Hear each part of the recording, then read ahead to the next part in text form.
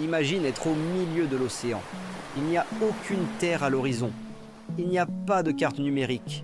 Il n'y a pas de satellite au-dessus de toi.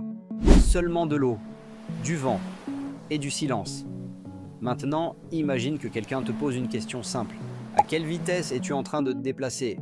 Aujourd'hui, un avion commercial peut voler à près de 500 nœuds et un immense navire cargo peut traverser des océans entiers, guidés par des écrans et des capteurs. Mais l'unité qu'ils utilisent pour mesurer leur vitesse n'est pas née avec la technologie. Elle est née avec une corde.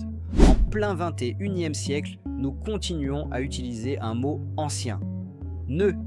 Et ce n'est pas par nostalgie, c'est parce que ça fonctionne. Pour comprendre pourquoi, il faut remonter dans le temps. À une époque où naviguer n'était pas une science exacte, mais un pari constant contre la mer.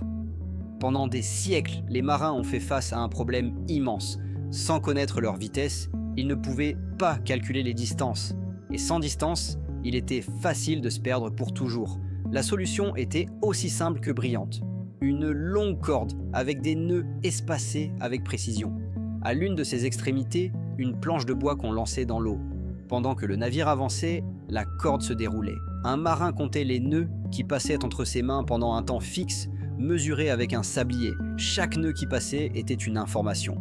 Du mouvement transformé en nombre. C'est ainsi qu'est né le nœud. Pas comme un terme technique, mais comme une action physique. Avec le temps, ce système s'est perfectionné.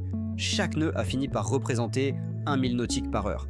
Et c'est là qu'il se passe quelque chose de clé. Le 1000 nautique n'est pas une distance comme les autres. Il est basé sur la forme de la Terre. Il représente une minute de latitude en n'importe quel point de la planète. C'est ce qui fait que naviguer en nœud s'accorde parfaitement avec les cartes, les routes et les coordonnées. C'est pour ça, quand un navire avance à 10 nœuds, il ne va pas seulement vite. Il avance d'une manière qui a du sens à l'échelle de la planète. Quand les moteurs sont arrivés, les hélices et la technologie moderne, beaucoup de choses ont changé. Mais le nœud est resté. Parce qu'il était trop pratique pour disparaître. Et alors, quelque chose d'intéressant s'est produit. L'aviation a adopté le même système. Parce que voler, au fond, c'est aussi naviguer. Mais dans les airs. Aujourd'hui, les pilotes du monde entier continuent de mesurer leur vitesse en nœuds. Pas par tradition, mais par précision. Il y a quelque chose de presque poétique là-dedans. Dans un monde rempli d'écrans, nous continuons à faire confiance à une idée née d'une corde mouillée et d'un sablier. Chaque nœud compté, il y a des siècles, représentait une avancée, une direction, de l'espoir. Alors la prochaine fois que tu entends qu'un avion vole à des centaines de nœuds, ou qu'un navire traverse l'océan à toute vitesse, souviens-toi de ceci.